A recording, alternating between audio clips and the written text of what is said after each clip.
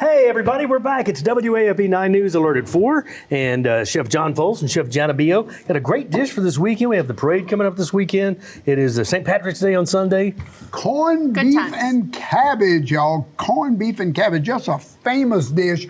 The beef has been corned, or cured, so to speak. And then, of course, all of these great seasonings go into it, and we're going to cook it in that pot right there. You want to put some over here?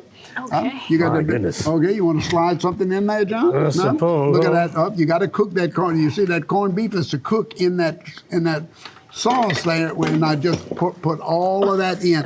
And this is going to take probably, a whole day. It's going to take about 2 hours or so. So you to got get it all corn, done. celery, potatoes, garlic. Or whatever other flavors you want into. You want a little bay leaf? We have special spices we're going to add. I'm gonna throw a little bay leaf in there. Peppercorn. And that's going to just boil away until everything tenderizes really, really nicely, right? Yes, sir. And what's next on this? What are we going to do next? Well, that's going to simmer slowly until it's nice and tender. Yeah. And then would we're you going to cover this or no? I would. Okay, Yeah, gotcha. So you don't lose all your liquid, your volume there. Gotcha. And plus the steam will help break down that cabbage Sure will. and carrots, and it's just going to be a beautiful, and all of those flavors are going to end up in the bottom of that pot. And you don't really need to add salt because remember the corned beef has already been brined. So it's going to add a lot of salt to that broth Gotcha. as well. Gotcha. When it's nice and tender, you're going to reserve the corned beef and the potatoes, cabbage, and carrots, put them aside, and strain your broth. So Okay. all of that nice stuff has been cooking for a couple of hours, y'all, and that's what it looks like when we take it out. Take a look at all of that right there. We're going to reseason our broth, and we're going to add all this back in before serving it. Oh, yeah, look at that. I'm going to just go ahead, and you notice we cut it all down to size. That way when we start to serve it,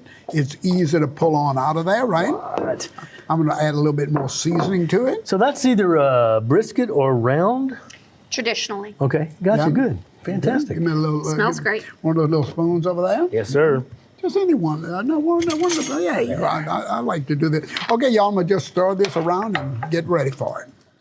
I guess this doesn't seem like a dish you can just do quickly. I mean, you got to get up early Saturday morning if you want this for the parade or something. Well, there's a lot of dishes, whether it's a gumbo, one of these dishes that, it takes time to make it right.